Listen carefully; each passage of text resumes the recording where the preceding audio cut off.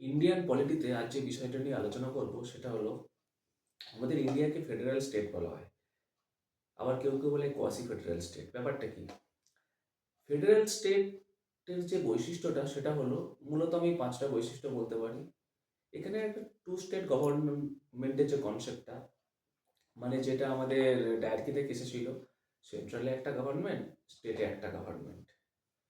ওকে, দুটো গভর্নমেন্ট স্বাধীনভাবে কাজ করলেও আমরা জানি যে সেন্ট্রালে অর্থাৎ ইউনিয়নে যে গভর্নমেন্ট আছে তার পাওয়ার তুলনামূলকভাবে একটু বেশি, তাই না? আবার যদি আমি বলি লোকসভা এবং রাজ্যসভা, এই যে দুটো কক্ষ সংসদে আছে, এখানেও দেখবে লোকসভার পাওয়ার রাজ্যসভার থেকে তুলনামূলকভাবে একটু বেশি না?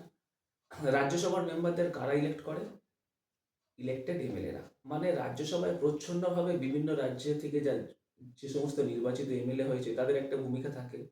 সেক্ষেত্রেও দেখো লোকসভার পাওয়ারটা কিছুটা বেশি। আবার আমি আরেকটা জায়গায় যাই, সেটা হলো distribution of power.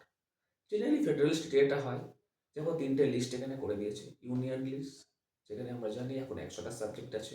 State list, যেখানে এখন 61 সাবজেক্ট। এবং কনকারেন্ট লিস্ট, যেখানে 52টা সাবজেক্ট। ইউনিয়ন লিস্টের যে সাবজেক্টগুলো নিয়ে ইউনিয়ন ল বানায়, স্টেট লিস্টের সাবজেক্ট নিয়ে স্টেট ল বানায়, আর কনকারেন্ট লিস্টের সাবজেক্ট নিয়ে দুজনেই ল বানাতে পারে। কিন্তু প্রায় ন্যাশনাল ইন্টারেস্টের দোহাই দিয়ে কিংবা ন্যাশনাল এমার্জেন্সির সময় ইউনিয়ন করে না স্টেট লিস্ট বা কনকারেন্ট লিস্টে হস্তক্ষেপ। সুতরাং এখানেও একটু হলেও ইউনিয়নের পার্টটা আমরা বেশি দেখছি। আবার দেখো ইন্ডিপেন্ডেন্স অফ জুডিশিয়ারির যে কনসেপ্টটা, হ্যাঁ এটা ঠিক যে supreme court is the highest interpreter of our constitution. State এবং রাজ্যের মধ্যে ঝামেলা হলেও বা ডিসপিউট হলেও সেগুলো সুপ্রিম কোর্টই ডিসিশন নেয়।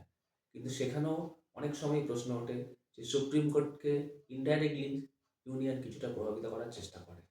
লাস্টে আসি আমাদের কনস্টিটিউশনের কথা, যেটা আমাদের সুপ্রিম সবসময় বলা আছে, কিন্তু সেই কনস্টিটিউশনকেও কে অ্যামেন্ড করতে পারে? ইউনিয়ন, তাই না? বা পার্লামেন্ট। সুতরাং প্রত্যেকটা ক্ষেত্রেই দেখা যাচ্ছে এখানে সেন্টার এবং স্টেট দুটো গুরুত্বপূর্ণ হলেও, অর্থাৎ ফেডারেলিজমের একটা কনসেপ্ট থাকলেও ইউনিয়ন ইজ স্ট্রং। ওই জন্যই বলেছে এখানে union with a strong centre, এই কথাটা বারবার এসছে। এবং বলা হয়েছে India is a union of states. আর এই কারণেই কিন্তু পুরোপুরি ফেডারেল না বলে ইন্ডিয়াকে বলা হয় কোয়াসি ফেডারেল স্টেট। তো ইন্ডিয়ান পলিটির এই সমস্ত গুরুত্বপূর্ণ তথ্য নিয়ে আলোচনা করতে হলে নিচের দেওয়া নাম্বারে আমাদের সাথে যোগাযোগ করুন। ধন্যবাদ।